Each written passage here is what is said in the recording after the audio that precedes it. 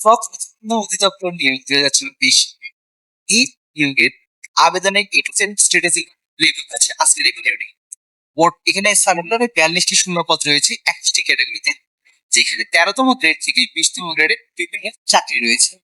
তো চলুন শুরু করা যাক। আসসালামু আলাইকুম, জব সলিউশনে থেকে স্বাগত। আজকে মূলত আমরা এক নজরে যদি এটার দিকে তাকাই, এটা মূলত হচ্ছে স্বরাষ্ট্র মন্ত্রণালয়। আর এটা অধিদপ্তর হচ্ছে প্রথমত অধিদপ্তর ইউএ কর্মস্থল হচ্ছে যেকোনো স্থান হতে পারে, তবে এটার হেড অফিসটা হচ্ছে কি পদের প্রকৃতি রাজস্ব অস্থায়ী ভিত্তিতে। আর এর আবেদন শুরু হয়েছে ২৩শে জুলাই অর্থাৎ আজ থেকে, এবং এটি শেষ হবে ১২ই আগস্ট ২০২৬ বিকাল ৫টায়। আর ফি জমাদানের সময় হচ্ছে অনলাইনে সাবমিট করার পরে, অর্থাৎ আপনি এই অ্যাপ্লিকেশনে যোগ করবেন তার ঠিক ৩৯ মধ্যে আপনাকে ফি জমা দিতে হবে। আমরা পুরোপুরি প্রসেস এবং এর আদ্যপান্ত পুরো ভিডিওতে জানবো। শেষ পর্যন্ত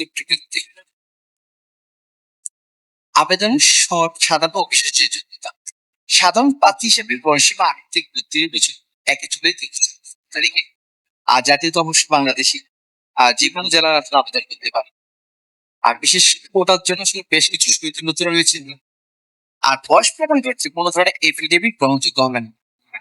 সরকারি ও আধা সরকারি প্রতিষ্ঠানে যারা কর্মরত রয়েছে তাদের অবশ্যই কর্তৃপক্ষের অনুমতি ক্রমে আবেদন করতে হবে। তো শূন্যপদ যে ম্যাট্রিক্স সেগুলো আমরা যদি ১ থেকে ৫ এই পদগুলো দেখি সার্কুলারের, সেখানে লাইব্রেরিয়ান বা কাস্টোডিয়ান এখানে একটি পদ রয়েছে। তাছাড়া হিসাব সহকারী, কেশিয়ার এখানে ৪টি পদ রয়েছে, গ্রেড হচ্ছে ১৪। আর সহকারী মডেলার এই কোনো একটি পদ রয়েছে, যেখানে এসএসসি এবং মডেলিং ফাইন আর্ট ডিপ্লোমা চাওয়া হয়েছে। আলোক চিত্রকর এখানে একটি পদ সংখ্যা এবং গ্রেড ১৪, যেখানে স্নাতক চাওয়া হয়েছে ফটোগ্রাফি প্রিন্টিং এ ২ বছরের অভিজ্ঞতা সহ। সার্ভেয়ার এখানে ২টি পদ রয়েছে, যেটা ১৪তম গ্রেডের, যেখানে সার্ভে বিষয়ে সরকারের থাকা লাগবে। এরপরে রয়েছে শূন্য পদ ম্যাট্রিক্সে এসএসসি এবং ভোকেশনাল ৬ থেকে ৯। আমাদের ১ থেকে ৫ ওখানে ১১২ টাকা ছিল, এখানেও ১১২ টাকা, অর্থাৎ আবেদন ফিটা। পাশাপাশি এখানে ড্রাইভারের পদ একটি, রেফারেন্স সহকারে একটি, সহকারে ৩টি এবং কার্পেন্টার হচ্ছে একটি।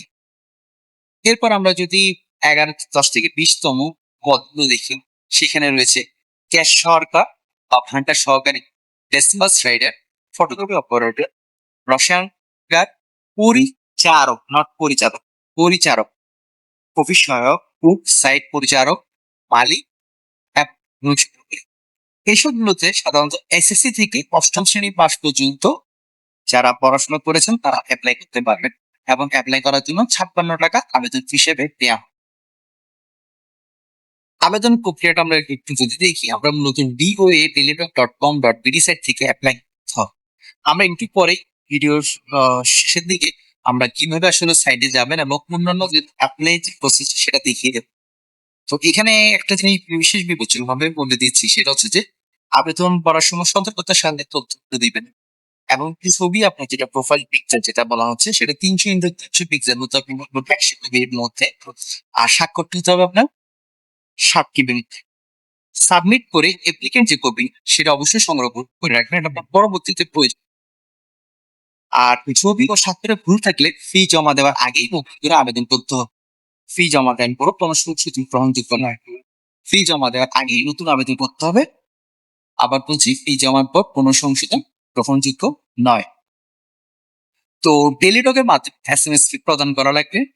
কিভাবে আসলে অ্যাপ্লাইটা করা লাগবে তার একটা অনুমোদন এখানে দেওয়া আছে। আর যেটা বললাম, এখানে সময় হচ্ছে টোটালি ৭২ ঘন্টা। ৭২ ঘন্টার মধ্যে আপনাকে আসলে অ্যাপ্লিকেশনটা করার পর টাকাটা পেমেন্ট করতে হবে। বাছাই এবং নির্বাচন প্রক্রিয়াটার দিকে যদি আমরা দেখি, তাহলে এখানে লিখিত পরীক্ষা হবে সকল পদের জন্যই। আর এরপর একটা মেমোরি পরীক্ষা হতে পারে শর্ত সাপেক্ষে, অর্থাৎ যারা ড্রাইভার আছে তারা ডুপ্লিকেট ইগনিশন অপারেটর আছে, ড্রাইভিং লাইসেন্স পদের জন্য একটা প্রযোজ্য হবে। নতুন সরাসরি মৌখিক পরীক্ষা অর্থাৎ ভাইভা হবে, সেক্ষেত্রে কি আপনার কাকে নিয়োগ দেওয়া হবে না হবে সেটা চূড়ান্ত হবে। তো লিখিত পরীক্ষা আমরা যদি সিলেবাসটা একটু দেখি, বাংলা সিলেবাসের মধ্যে সন্ধি বিচ্ছেদ যেমন সমযোগতা, সমতাপ, কারক বিভক্তি নির্ণয়, এক কথা প্রকাশ, অর্থ সহ বাক্য রচনা, সুযোগ দানা, এই টাইপের সাধারণ বেশি বেশি আসে যে টাইপের কোশ্চেন সেগুলো সাধারণত আপনারা পূর্বপক্ষ পরীক্ষা যদি দেখেন তাহলে এই ক্ষেত্রে আপনার মধ্যে ধারণা পাবেন। আর ইংরেজির ক্ষেত্রে fill in the blanks with preposition, phrase and items, translation, sentence transformation of simple বা complex, compound, positive, negative ইত্যাদি অথবা ভয়েস চেঞ্জ।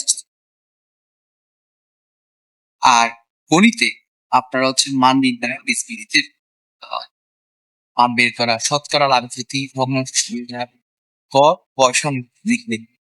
আর সাধারণ জ্ঞান আর আইসিটির মধ্যে মূলত বাংলাদেশ এবং আন্তর্জাতিক যে বিষয়গুলি রয়েছে সেগুলি লোকসঙ্গীত এবং সংস্কৃতি বিষয়ক বিষয়গুলো খেয়াল করে নেবেন, কারণ তার সংস্কৃতি বর্ণনা করতে।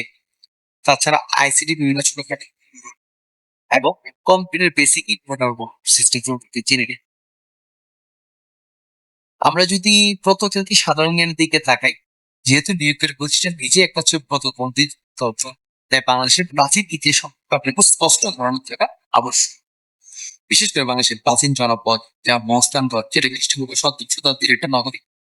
তাছাড়া বিশ্ব ঐতিহ্যের তালিকা অনুযায়ী উত্তরপুর একটি দিক, যেমন নগান বৌদ্ধ বিহার, বাগেরহাটের ষাট গম্বুজ মসজিদ। তাছাড়া প্রত্নতত্ত্বের কার্যক্রমের ইতিহাস এবং ভাষা আন্দোলনে প্রভাব ইত্যাদি আপনাদের জানা থাকা দরকার। হাইওয়ে প্রস্তুতির ক্ষেত্রে লিখিত পরীক্ষা উত্তীর্ণ হলে মৌখিক পরীক্ষার সময় নিচের কাগজপত্র নিয়ে আসতে হবে। অর্থাৎ সকল শিক্ষাগত জন্য যোগ্যতার নথিপত্র, জাতীয় পরিচয়পত্র, তারপরে সনদ, অ্যাপ্লিকেন্ট কপি, অর্থাৎ যেটা আপনি অ্যাপ্লিকেন্ট করার সময় যে কপিটা আপনি পাচ্ছেন সেই কপিটা, প্রথম শ্রেণীর গেজেটের কর্মকর্তা সত্যায়িত প্রমিত। আর সত্য সাপেক্ষে যদি আপনি ভোটার অধিকারী পেয়ে থাকে, আপনার ভোটার কাগজ মানবকে যদি আপনি অলরেডি চাকরিরত অবস্থায় থেকে থাকেন, সেক্ষেত্রে সেখানকার অনাবধি এনসিটা আপনার দিতে হবে। আর আপনি যদি সশস্ত্র বাহিনীর সদস্য হয়ে থাকেন, তাহলে আপনার অবসরের প্রমাণপত্র থাকতে হবে। জরুরি রিকভারি ও হেল্প চেকস আবেদন ইউজার আইডি ও পিন পেয়ে গেলে থেকে পুনরায় হয়। ইউজার আইডি জানা থাকলে পিন রিকভারি করার উপায় হচ্ছে ডিওএ লিখে, হেল্প লিখে, ইউজার লিখে লিখে দিলে আপনার মূলত 161 নাম্বারে পাঠালে তার নিচে আপনার ইউজার আইডি জানা থাকলে আপনি পিন পেয়ে যাবেন, পাসওয়ার্ড কারণ পিনটা যদি জানা থাকে, তাহলে আপনি ইউজার আইডি পাওয়ার সিস্টেম হচ্ছে ডিওএ লিখে লিখবেন, দেন পিন নাম্বারটা লিখবেন, সেন্ড করে দিবেন, তো দেন এর এগেইনস্টে আপনার ইউজার আইডি আপনি পেয়ে যাবেন। আর কারিগরি সহায়তার জন্য যে নাম্বারটিতে যোগাযোগ করতে পারেন সেগুলো আমরা স্ক্রিনে দেখিয়ে দিয়েছি। তো সর্বশেষ নির্দেশিক হিসেবে বলতে পারি, একাধিক আবেদন নয়, সকল পদে পরীক্ষা একই সঙ্গে হতে পারে। তাই আপনার যোগ্যতার সাথে সবচেয়ে মানানসই একটি পদের জন্য আমাদের, যেহেতু আগস্ট 12 তারিখ শেষ তারিখ সময় রয়েছে, তবে অনেক সময় একটা পদে একটা সিট থাকার কারণে অনেকে অ্যাপ্লাই করে না। সেক্ষেত্রে এই ক্ষেত্রে আপনি কিন্তু অ্যাপ্লাই করে অনেক আগিয়ে থাকতে পারেন। আর সচল মোবাইল নাম্বারটা আসলে দিবেন আবেদন পত্রে। আর ডেডলাইন অপেক্ষা না করে দ্রুত একটা ডকুমেন্ট দিবেন যদি আপনি অ্যাপ্লাই করতে চান। এবার চলুন দেখে যে কিভাবে আসলে এই অ্যাপ্লাই জায়গাটা। আমি প্রথমে তো সার্চ করবেন ecooetelecom.com দিয়ে, অথবা এই ইউআরএলটা লিখে আমি সরাসরি সার্চ করতে পারেন। সার্চ করার পর আপনি এই ধরনের একটা সাইট পাবেন। সেখান থেকে আপনি অনগোয়িং সার্কুলার আপনি দেখতে পাচ্ছেন। এটাতে ক্লিক করার সাথে সাথে আপনি এই ধরনের একটা ইন্টারফেস দেখতে পাবেন। এই ইন্টারফেস আসার পর আপনি কিন্তু অ্যাপ্লিকেশন ফর্ম এবং অ্যাডভার্টাইজমেন্ট দেখতে পারেন। অ্যাডভার্টাইজমেন্টে ক্লিক করলে আপনি মূলত যে সার্কুলারটা রয়েছে সেই সার্কুলারটা পুরোটা পেয়ে যাবেন ডিটেলস আকারে, যেখান থেকে আপনি আরো তথ্য চাইলে আপনি কালেক্ট করে নিতে পারবেন। আর যদি আপনি সরাসরি অ্যাডভার্টাইজটা ক্লিক করেন, তাহলে মূলত এই ইন্টারফেসটা আপনি চলে আসবেন, যেখানে আপনাকে অ্যাভেলেবল সার্কুলার গুলো দেখানো যাচ্ছে। এখানে পিডিএফ এ ক্লিক করলেও কিন্তু আপনাকে এই ফর্মটা আপনাকে আবার এই সার্কুলারটা আবার দেখাবো। আর যদি এটাতে না ক্লিক করে জাস্ট হচ্ছে নেক্সট বাটনটাতে ক্লিক করেন, তাহলে আপনাকে মূলত অ্যাপ্লাই যে পদগুলো রয়েছে সেগুলো আপনি দিতে পারবেন। তো আমাদের ইন্টারাপশন হওয়ার কারণে আমরা এই স্ক্রিনটা এখন দেখাতে পাচ্ছি না। তো নিশ্চয়ই আপনারা এটা দেখতে পাবেন। এভাবে মূলত আপনারা আপনার কমপ্লিট হবে। দেখা হচ্ছে ইনশাল্লাহ পরবর্তী কোনো ভিডিওতে। ভালো থাকবেন। সালাম।